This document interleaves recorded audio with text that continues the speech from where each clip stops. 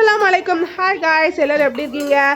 இன்றைக்கி வந்து சாட்டர்டேனால நைட்டு வந்து நம்ம வந்து என்ன பார்த்துடலாமா? சரி, அதுக்கு வந்து என்னென்னா தேங்காய் சட்னி அரைக்கலாம் சொல்லிட்டு தேங்காய் நல்ல ஒரு முடி தேங்காய் நான் திருவி வச்சுட்டேன். அதுக்கப்புறம் இந்த தேங்காய் ஜாரில் வந்து தேங்காய் போட்டுட்டு அப்புறம் வந்து அதுக்கு கூட 3 பச்சை மிளகா, வெள்ளைப்பூண்டு, சின்ன துண்டு புளி, அப்புறம் வந்து ஓரளவு கையில் ஒரு உடச்ச கடலை,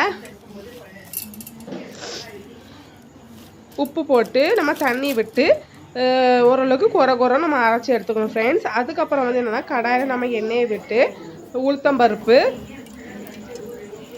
அதுக்கப்புறம் வந்து என்னென்னா உளுத்தம்பருப்பு நல்லா பொரிஞ்சு வரணும் பார்த்துக்கோங்க. உளுத்தம்பருப்பு நல்லா பொரிஞ்சு வந்ததுக்கப்புறம் அதுக்கப்புறம் நம்ம வந்து என்ன ஆட் பண்ணிக்கணும்னா கொஞ்சம் வெங்காயம், கையில் வந்து கருவேப்பிலை, இது வந்து கொஞ்சம் வதக்கி போட்டோன்னா தேங்காய் சட்னிக்கு நல்லாயிருக்கும் ஃப்ரெண்ட்ஸ். நீங்களும் அதை ட்ரை பண்ணி பாருங்கள், நல்லா டேஸ்ட்டாக இருக்கும்.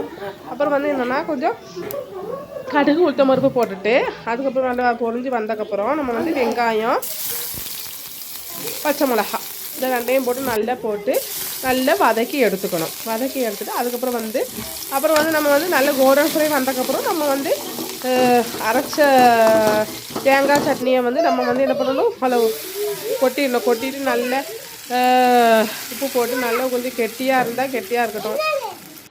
அதுக்கப்புறம் வந்து கொஞ்சம் தோசைக்கல்லில் வந்து தோசை நல்லா விரித்து வச்சு மிளகாத்தூள், வெங்காயம் போட்டு நல்லா சுற்றி பரவி வச்சுருக்கேன். வெங்காய தோசை சுட்டாச்சு ஃப்ரெண்ட்ஸ். இதுதான் எங்கள் வீட்டு டின்னர். உங்களுக்கு இந்த வீடியோ பிடிச்சா லைக் பண்ணுங்கள், ஷேர் பண்ணுங்கள், சப்ஸ்கிரைப் பண்ணுங்கள். எங்கள் அடுத்த வீடியோவில்